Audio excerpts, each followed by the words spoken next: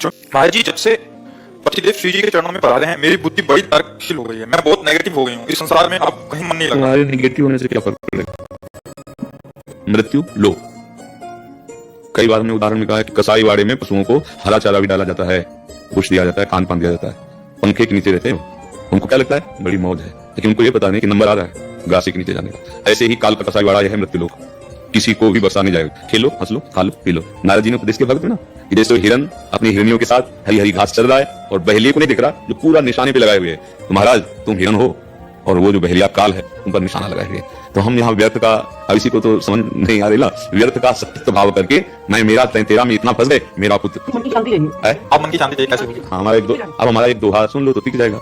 जो चाहत है नित्य सुख और मन को विश्राम, हित ध्रुव हित सो भजत रहो, पल पल श्यामा श्याम श्यामा श्याम। संसारी आदमी कहे तुम्हारा सुहाग उजड़ गया, और हम कह रहे हैं अब असली सौभाग्यवती होने का तुम्हारा भाग्य खुल गया। संसारिक संबंध मिट रहा, बना श्री कृष्ण को अपना स्वामी और निकल जाए संसार समुद्र से पार। अभी शांति नहीं, नाचने का मन करेगा। अब नाचवान शरीर को प्रीतम माना है, मरेगा तो है आज नहीं तो कल। आपका नहीं मरेगा, हमारा नहीं मरेगा। क्या रोना, जब जाना है सब टाइम से। स्टेशन में बैठे हो, हाथ मिला रहे हैं, चाय पी रहे हो, जो ही गाड़ी आई तो मतलब नहीं, अपनी बैग उठाई चल दिया। बस ऐसे ही कोई पति कोई पुत्र कोई नाना प्रकार के संबंध में बैठे हुए, और जिसकी टिकट कटी वो पूछता थोड़ी कि तुम कैसे हो गए हमारे बिना, पूछता है क्या?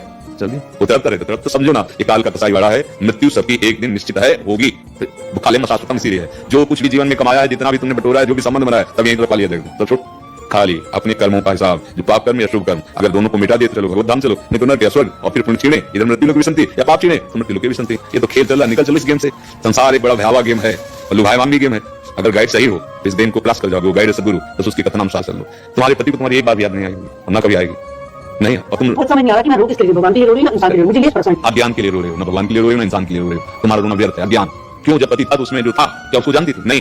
और जो तुम जिससे तुम प्यार करती उसको जलवा दिया। किससे प्यार था तुम्हारा? किससे प्यार था? कहती वो चले गए, उनको कभी देखा, उनको कभी जाना, उनको पहचाना, वो कृष्ण थे, उनसे मतलब नहीं रखा। अच्छा, जो शरीर से प्यार किया तुम मेरे पति हो, उसको जलवा दिया। क्यों? वो रहे नहीं। तो दोनों झूठी बात हो गई। इसलिए तुम्हारा रोना ज्ञान का रोना है, अविद्या जनित रोना है। अगर वास्तविक यही आंसू निकलने लगे यार मैंने पहचान नहीं पाया, चल के चले गए तुम, आप नहीं जाने पाओगे, आप नहीं। हे कृष्ण, हे करुणानिधान, अभी तुम्हारा सुहाग अमर हो गया। अविनाशी पति का वर्ण कर लो, न तुम स्त्री हो न पुरुष हो, भगवान के अंश हो। इसी में फंस गए हो, इसी में सब लोग फंसे हो।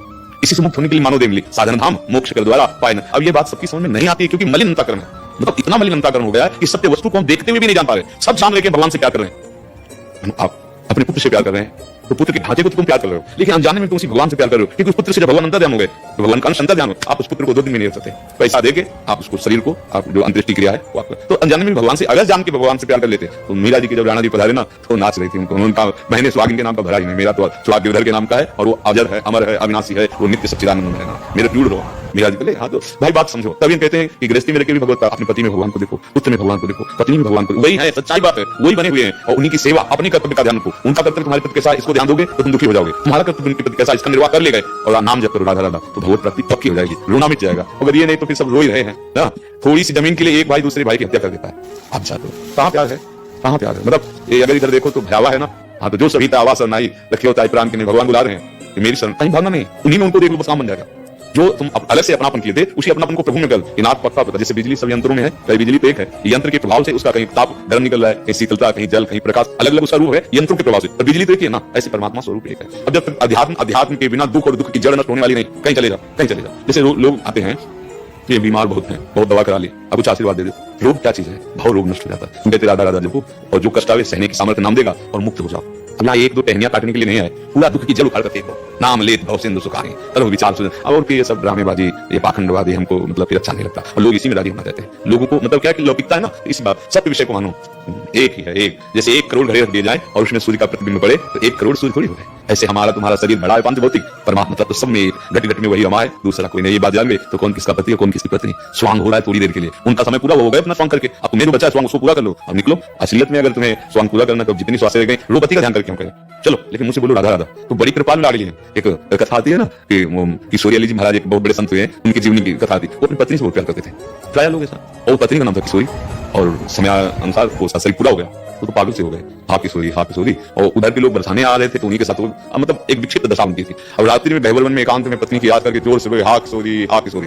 महारानी जी ने ललिता जी से कहा, ललिते कोई मुझे पुकार के रो रहा है। तो उनका श्री जी वो आपको लिए पुकार रो रहा है, वो अपनी पत्नी के लिए रो रहा है। उनका किशोरी नाम तो मेरा है ना, आदि किशोरी नाम तो मेरा है ना, लाओ मेरे पास। योगींद्र दुर्गम लगे श्री लाडली लाल ये कोई मन ध्यान धरते नहीं पाओ प्यारुम समके सुखादी नाम ध्यान महारानी ललिता जी नजदीक गए और उससे कहा चलो आपको श्री तो ललिता जी के दर्शन मतलब श्री जी के दर्शन मात्र से निष्पाप हुआ, मोह का नाश हुआ और देवी श्री जी का साक्षात बहुत बड़े महापुरुष हुए हैं। रस ग्रंथ लिखा है उन्होंने किशोरी लिखा महाराज। अब आप सोचो याद करके पत्नी की दो रहते और निकल आता किशोरी, तो हम पहले याद करो पति की और मुख से निकल कृष्ण हा कृष्ण हा कृष्ण, वो करुणा निधान इतने में काम बना देंगे। कैसे भी भगवान नाम निकले बिल्कुल वज्र का काम करता है, जैसे पाप पहाड़ की तरह हो, वज्र देवराज जिनके हाथ में रहता प्रहार